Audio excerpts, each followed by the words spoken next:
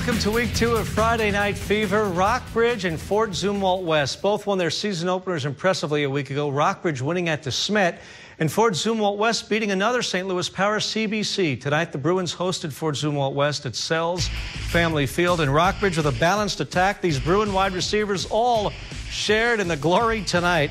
A.J. Afadale, the Rockbridge head coach, former Mizzou Tiger tight end. He could catch a pass and take a hit. How about his son, one of the top juniors in the state, Alex Afadale?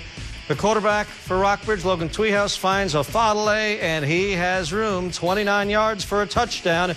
Bruins up 14-7. Second quarter, Tweehouse, an 8-yard scoring strike to Antoine Turnage.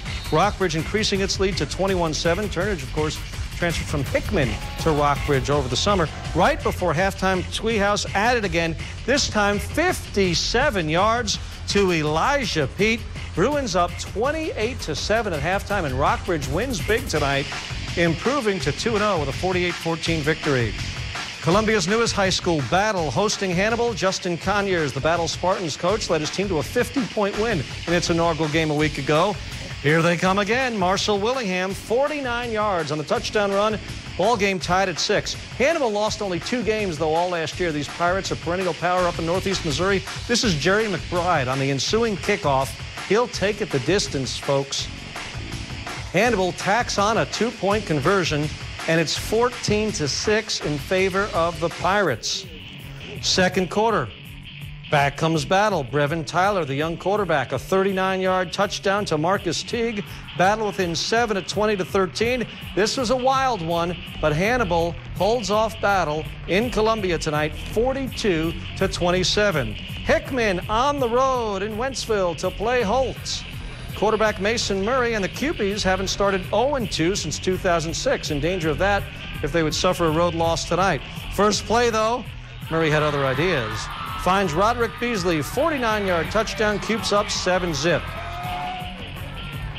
After Holt had the ball, Holt forced to punt, and look out.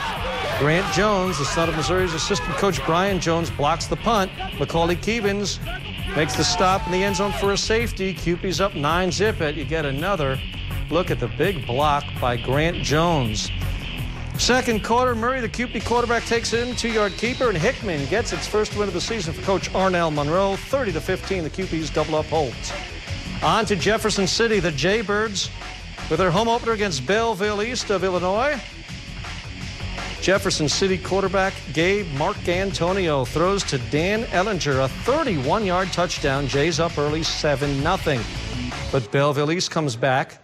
Demarius Ward takes the handoff, spins away, and he will run 46 yards for a touchdown, and the ball game is tied at 7 late in the first quarter. Teddy LePage, Jays with the football then. Marcantonio throws to Raheem Mormon, but Mormon coughs up the ball. Belleville East recovers. Belleville East had the lead at halftime, but the Jays respond in the second half, and they get the win in a tight one, 22-14 to improve to 2-0. Some scores to show you. Of course, Helias and Smith Cotton will play tomorrow night at Adkins Stadium in Jefferson City. Other action from tonight, though, Lebanon 7 better than the Waynesville Tigers. It's Springfield Kickapoo by 35 over Rolla. St. Joseph Lafayette beats the Marshall Owls. And now we're on to Camdenton, the Lakers. And Bodine, their new quarterback, hosting the Zizzers of West Plains. Ryan Elliott for Camdenton returns the punt. 60 yards for a score. Look at him go all the way. It's a Laker touchdown, 6-0 in front of the home fans in Camdenton. Second quarter then, Big Bodine. Remember, he played at Eldon last year, transferred to Camdenton. He throws a scoring strike to the corner of the end zone. Ryan Elliott, 32 yards. Lakers up 13-0. Elliott gets a well-deserved drink of water, and Camdenton here with Matt Ensley scoring from 3 yards out on its way to a 35-15 win. On to the School of the Osage against Moberly.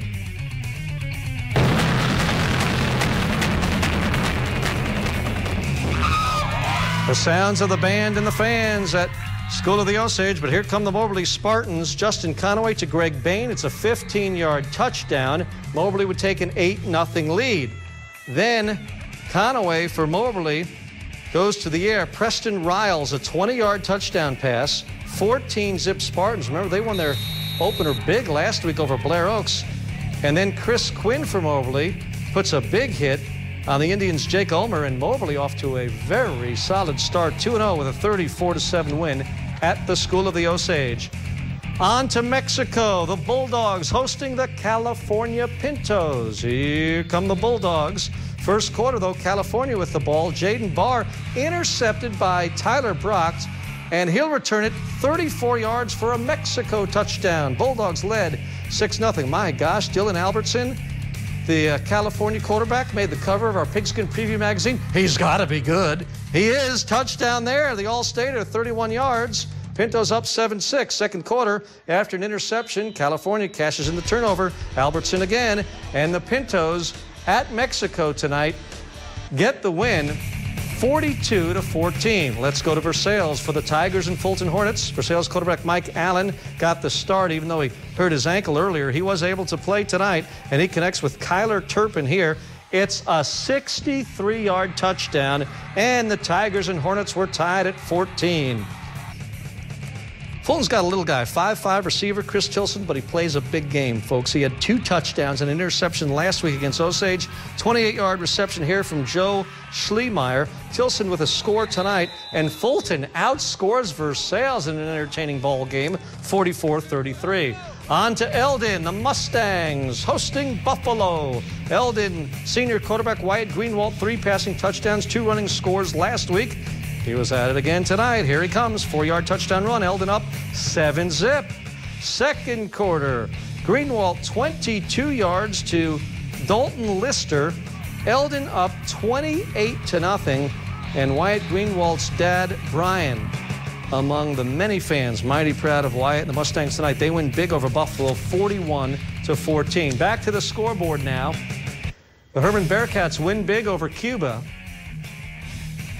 It's Montgomery County over Clopton handily.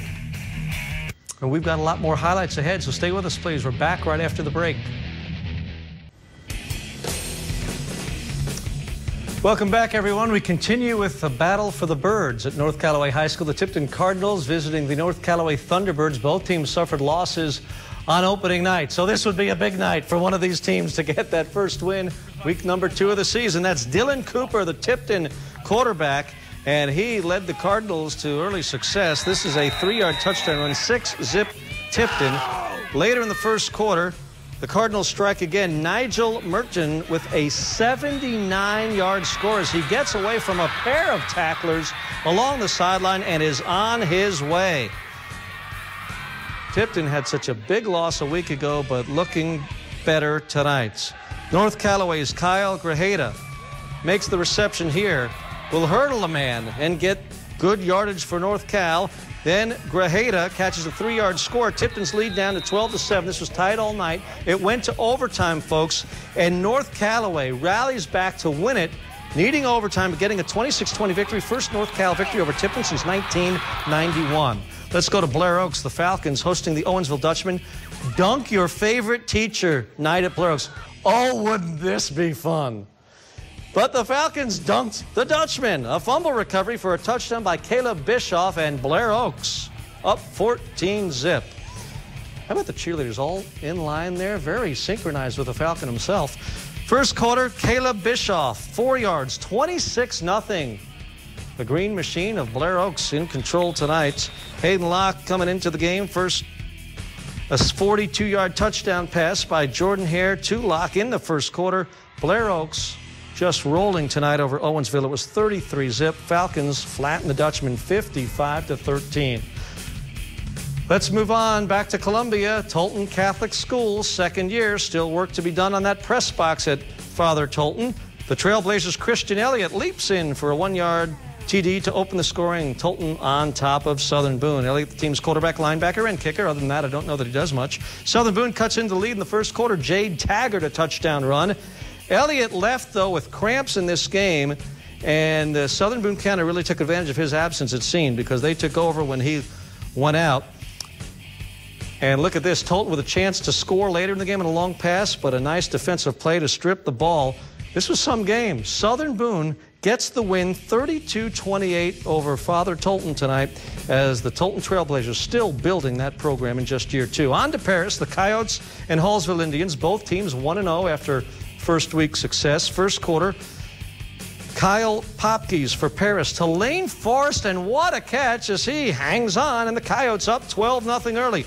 Next drive, though, Hallsville's Joey Forge to Austin Cochrane, 68 yards on this passing play. That set up a 10-yard touchdown. Hallsville up 12-6. The Indians never look back. Skylar Creed, 9-yard touchdown run, and Hallsville wins over Paris to go to 2-0, 40-24. Back to the scoreboard now. The Higginsville Huskers blank the Boonville Pirates. It's Macon over South Shelby by 11.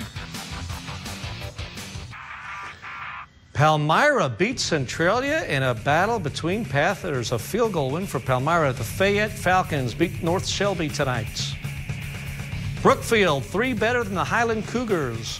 Warsaw by 1 over Colquette. I told you earlier, a lot of close games on week 2. Well, maybe not all of them. Marceline, the Tigers trounced the Schuyler County Rams by 50. And it's Van Far blanking the Colonels of Missouri Military Academy. South Callaway, 40 better than Crystal City. Salisbury, big over Bramer. Windsor by 10 over Slater. The West Rand Hornets, 6 better than Carrollton tonight. And those are all your highlights and scores from week 2 of Friday Night Fever. But stay tuned, more sports ahead, including a Mizzou preview next.